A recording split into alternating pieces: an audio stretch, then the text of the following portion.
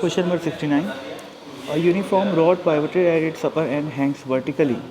If it displays through an angle of 60 degree and then released, find the magnitude of the force acting on the particle of mass dm at the tip of the rod when the rod makes an angle of 37 with the vertical.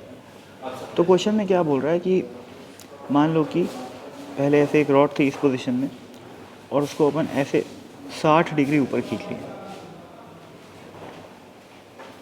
ये angle कितना है? 60 degree. ठीक है, इसको यहाँ पर जो है हिंज किया हुआ है. तो उसके बाद इसको यहाँ पर रिलीज़ कर दिया गया. तो बोला है कि जब ये रॉड रिलीज़ करोगे तो क्या होगा, ये रॉड ऐसे नीचे जाएगी. तो बोला है कि जब ये रॉड 37 डिग्री का एंगल बना रही है, यानी कि इस पोजीशन में ये एंगल कितना है? 37. तो यहाँ पर जो एक पार्टिकल है जिसका मास dm है, उस dm पे कितना फोर्स लग रहा है, ये क्वेश्चन है.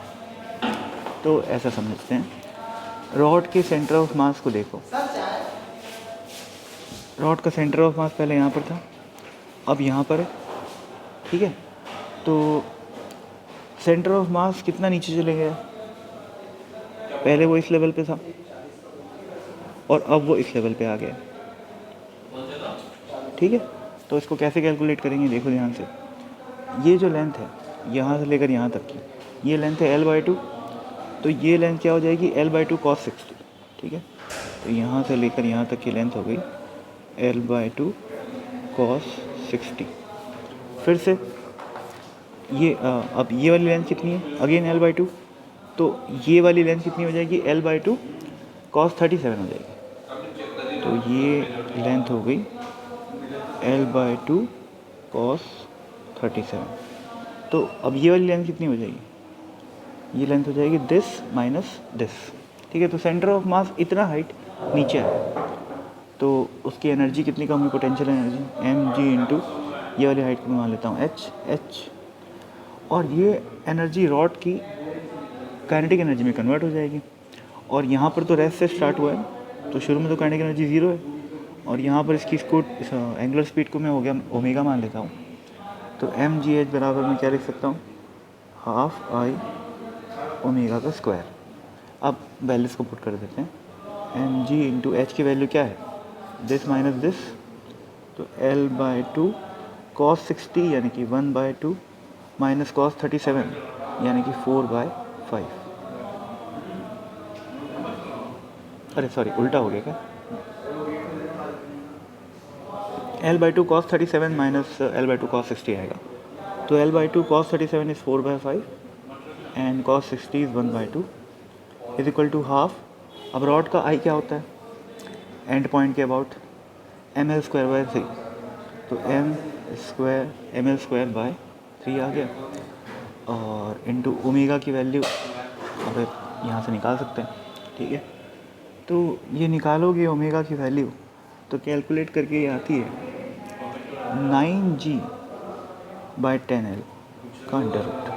अभी कैलकुलेशन सिंपल है, वो कर सकते हो आप लोग. तो ये कैलकुलेशन कर लेना, ये आ जाएगी वैल्यू. अभी सोचो ये वाला जो पार्टिकल है यहाँ पे, इस पार्टिकल की दो एक्सेलरेशन. पहला तो इधर की तरफ कितना r इंटू एल्फ़ा, जिसको अपन टेंजेंशियल एक्सेलरेशन बोलते हैं. और एक है सेंटर की तरफ जो होता है सेंट्रीपिटल एक्सेलरेशन, जिसकी वैल्यू होती है ओमेगा²r. ठीक है, तो मैं यहाँ पर बना देता हूँ. कौन कौन सा? इधर ओमेगा² r. अब r तो obviously length of the rod हो गया, तो l आ गया. और यहाँ पर r इंटू एल्फ़ा. अब एल्फ़ा निकालना पड़ेगा. ओमेगा की वैल्यू तो अपने को पता है, ये रहा ओमेगा की वैल्यू. तो ओमेगा² l की वैल्यू भी पता है. r की वैल्यू यहाँ पर क्या हो जाएगी? ये हो जाएगी l, length of the rod. Alpha की वैल्यू अपने को पता करना है.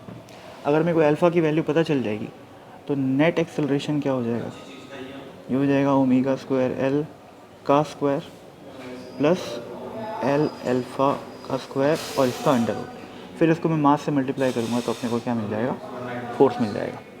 तो अब एल्फ़ा कैसे निकालोगे? देखो यहाँ पे ये सेंटर ऑफ मास है अपना, और यहाँ पर ऐसे mg फोर्स लग रहा है. इस mg फोर्स का ये वाला कंपोनेंट और ये वाला कंपोनेंट उसको क्या करेगा? उसको एक्सेलरेट नहीं कर सकता क्योंकि अलॉन्ग दी रॉड है. और जो mg का ये वाला कंपोनेंट आएगा यानी कि mg sin 37 वाला, वो mg sin 37 वाला कंपोनेंट इसको टॉर्क प्रोवाइड करेगा। ठीक है, तो ये वाला फोर्स कंपोनेंट क्या आ गया, sin 37 ही आएगा ना। एक मिनट, ये आ गया mg, तो ये आ गया 37, हाँ ठीक है, तो ये आ जाएगा mg sin 37। तो टॉर्क कितना हो गया, mg sin 37 इंटू कौन सी डिस्टेंस, ये वाली परपेंडिकुलर डिस्टेंस, तो वो हो जाएगी L/2। ये टॉर्क आया है divided by moment of inertia, यानी कि mL²/3, यानी कि τ/i बराबर क्या आ जाएगा, अल्फ़ा। तो अब अल्फ़ा निकल गया, अल्फ़ा की वैल्यू यहाँ पर पुट करो, आंसर निकाल लो। जब कैलकुलेट करोगे तो ये वैल्यू पॉइंट, मतलब जो फोर्स की वैल्यू है dm इंटू ए नेट की वैल्यू आती है 0.9√2 dm इंटू जी। अब वो कैलकुलेशन वाली बात है, वो आप तो खुद कर सकते हो, वो उतना कुछ चैलेंजिंग पार्ट नहीं है, बड़ी सिंपल सी कैलकुलेशन होती है, तो आप लोग कर सकते हो। कॉन्सेप्ट वाइज इतना ही।